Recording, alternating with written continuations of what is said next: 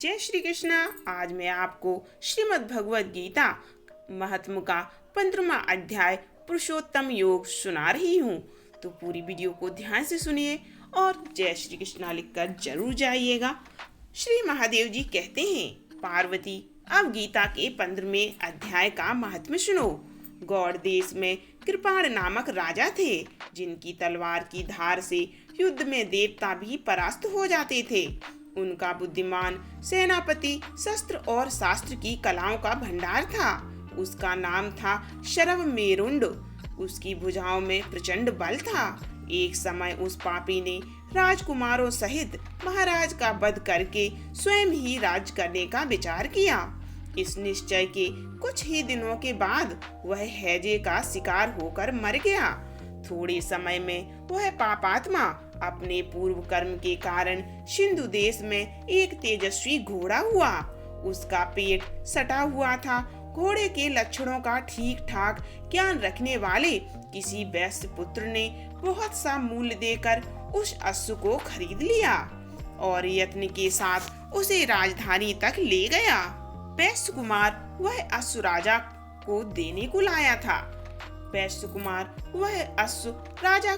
को लाया था। यद्यपि राजा उस वैश्य कुमार से परिचित थे, तथापि द्वारपाल ने जाकर उसके आगमन की सूचना दी। राजा ने पूछा, किस लिए आए हो?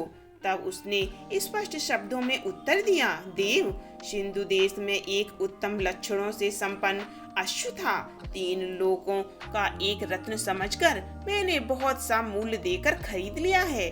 राजा ने आज्ञा दी, उस अश्व को यहाँ लाओ। वास्तव में वह घोड़ा गुणों में उच्च श्रवा के समान था। सुंदर रूप का तो मानो घर ही था। शुभ लक्षणों का समुद्र जान पड़ता था। वैश्य घोड़ा ले आया और राजा ने उसे देखा। अश्व का लक्षण जानने वाले अमात्यों ने इसकी बड़ी प्रशंसा की।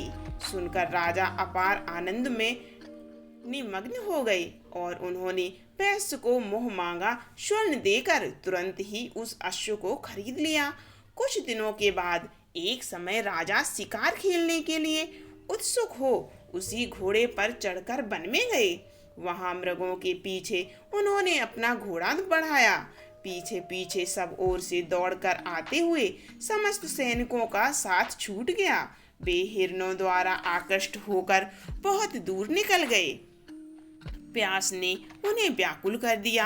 तब वे घोड़े से उतरकर जल की खोज करने लगे। घोड़े को तो उन्होंने वृक्ष के तने के साथ बांध दिया और स्वयं एक चट्टान पर चढ़ने लगे। कुछ दूर जाने पर उन्होंने देखा कि एक पत्ते का टुकड़ा हवा से उड़कर शिलाखंड पर गिरा है। उसमें गीता के 15वें अध्याय का आधा श्लोक लिखा हुआ था। राजा उसे पढ़ने लगे। उनके मुख से गीता के अक्षर सुनकर घोड़ा तुरंत गिर पड़ा और अश्व शरीर को छोड़कर तुरंत ही दिव्य विमान पर बैठकर वह स्वर्ग लोक को चला गया। तत्पश्चात राजा ने पहाड़ पर चढ़कर एक उत्तम आश्रम देखा, जहाँ नाग केसर, केले, आम और नारियल के वृक्ष लहरा रहे थे। आश्रम के भीतर एक ब्राह्मण बैठे हुए थे, जो संसार की वासनाओं से मुक्त थे।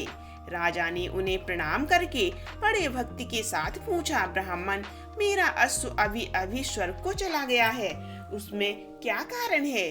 राजा की बात सुनकर त्रिकालदर्शी मंत्रवेत्ता और महापुरुषों में श्रेष्ठ विष्णु शर्मा नामक ब्राह्मण ने कहा, राजन, पूर्व काल में तुम्हारे यहाँ जो सरव मेरुंड नामक सेनापति था, वह तुम्हें पुत्रों सहित मारकर स्वयं राज्य हड़प लेने को तैयार था। इसी बीच में हैजे का शिकार होकर वह मृत्यु को प्राप्त हो गया।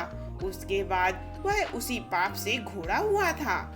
यहाँ कहीं गीता के 15वें अध्याय का आधा श्लोक लिखा मिल गया था। उसे ही तुम वांचने लगे।